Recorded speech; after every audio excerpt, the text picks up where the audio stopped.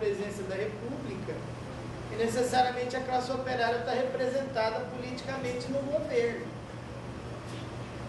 Não é porque o representante político seja um burguês que ele necessariamente vai representar a burguesia. Aliás, Marx e Engels eram burgueses, vocês sabiam? O Engels era industrial, o pai dele era dono de uma fábrica. E daí? Não é nisso que está o problema. Marx supera o formalismo politicista e liberal quando explicita as contradições entre os poderes legislativo e executivo a partir dos distintos interesses de classe, e não por qualquer teoria abstrata de divisão dos poderes. A moda de Montesquieu. Vocês conhecem a teoria da divisão dos poderes, Montesquieu, o espírito das leis. A mesma compreensão aparece na avaliação dos interesses sociais em torno dos distintos tipos de regime, que ele qualifica como formas de domínio político. O que é então a república parlamentar? É a forma do domínio político do condomínio burguês. É a forma política onde a aliança entre as três frações burguesas no poder era possível. Então esse regime não existe por acaso. Ele não é fruto de um formalismo político. Ele é fruto de interesses sociais concretos. Então isso explica por que um regime é monárquico, é republicano, é democrático, é fascista, é sei lá o quê. Não é por conta do legalismo, da formalidade, porque se definiu isso numa lei. Não, não. É porque aquele tipo de regime favorece interesses dominantes. Senão o regime seria outro. Então, isso fere a lógica do politicismo liberal. E critica uma besteira liberal notória, que é a tese de que no Estado burguês você tem um equilíbrio, ou o ideal é que tenha um equilíbrio entre os três poderes. Esse equilíbrio é uma ficção. Nunca existiu, não existe e nunca existirá. Porque sempre um dos poderes é mais forte que o outro. Por quê? Porque o poder mais forte vai expressar os interesses mais dominantes que o outro. Durante a República Parlamentar, o Legislativo era o mais forte. Por quê? Porque expressava o condomínio do Partido da Ordem. Conforme o condomínio do Partido da Ordem foi sendo solapado pela própria dinâmica da Revolução, a força política passou para o Executivo, ao ponto de dar um golpe de Estado e fechar o Legislativo. Que força é essa? Tem a Assembleia que o Napoleão fechou ela de um dia para o outro. Então, isso aqui fere a lógica politicista liberal. Que tem muita gente de direita aqui, não tem? Que baseia uma parte da interpretação do direito, do Estado, que o direito contempla. Para Marx isso é estranho. Tá? Isso é formalismo. O problema não está no formato, na lei. O problema está na correlação de forças, olha. Quarto ponto. Apesar de compreender a luta política a partir do antagonismo entre burguesia e proletariado, isso está implícito no texto inteiro. Tá? Marx leva em consideração a presença e a iniciativa de inúmeras classes e frações de classe, como a burguesia financeira e a burguesia industrial.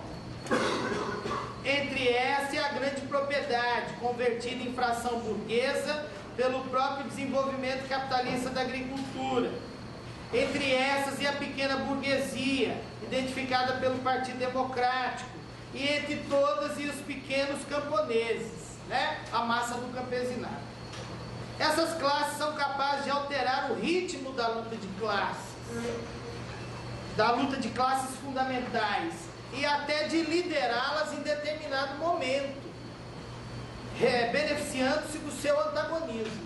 Então, quer dizer, numa sociedade capitalista, o conflito fundamental de capital e trabalho, ele é permanente, mas às vezes ele é implícito.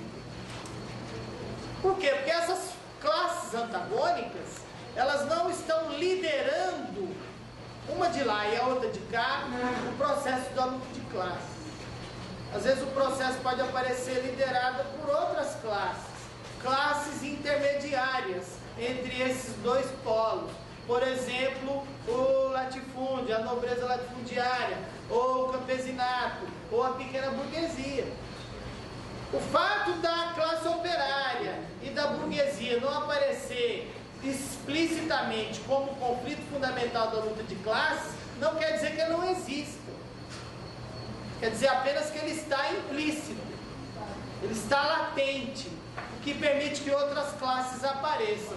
Mas quem é que decide a parada em última instância? É esse conflito. O que decide, o que resolve politicamente um problema é a solução, nem que seja provisória, desse conflito, até que ele emerge de novo em outra situação. Tudo bem? Quinto ponto. Está acabando, gente, calma aí. Na análise do papel do campesinato, Marx explicita a diferenciação entre classe em si e classe para si, ao afirmar que a fragmentação social e econômica do pequeno campesinato impede sua unidade política e sua ação minimamente articulada, identificando-se com lideranças e interesses políticos estranhos a si, como o campesinato se identificou com Luiz Napoleão Bonaparte. É um cara estranho aos seus interesses, é um cara que não é ligado organicamente aos seus interesses, mas é um cara que passou a ser o seu representante imaginário. Por quê? Porque essa classe existe em si. Ela existe objetivamente, enquanto um segmento do modo de produção, enquanto um conjunto social definido por uma relação específica diante da propriedade e da divisão social do trabalho. Mas ele não existe para si. Essa situação objetiva ainda não deu origem a uma ação subjetiva de organização política e social, de elaboração de um projeto histórico e de um programa político. Então é uma classe apenas em si. Ela não atingiu a sua totalidade enquanto classe. Por isso ela só entra na luta política mediada por outras classes. Porque na época em que o tio distribuiu a terra para os camponeses, era fato que a pequena propriedade rural tinha uma vitalidade própria, porque ela funcionou como um elemento revolucionário de combate ao latifúndio feudal. Hoje não. Hoje defender a pequena propriedade é defender o capital. Por quê? Porque quem submete a pequena propriedade e mantém os camponeses submetidos a si é o capital e não o campesinato. Então, quando o Napoleãozinho, imitando as palavras do Napoleãozão, diz que vai defender a pequena propriedade, na verdade ele está defendendo o capital. Ué, por quê? Porque as coisas mudaram. Nesses 50 anos, a pequena propriedade camponesa passou a ser submetida ao capital, passou a ser subsumida ao capital, passou a ser um ambiente de onde o capital extrai renda.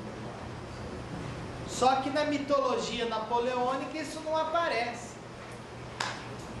Então esse é o perigo das classes que não atingem essa condição de classe para si.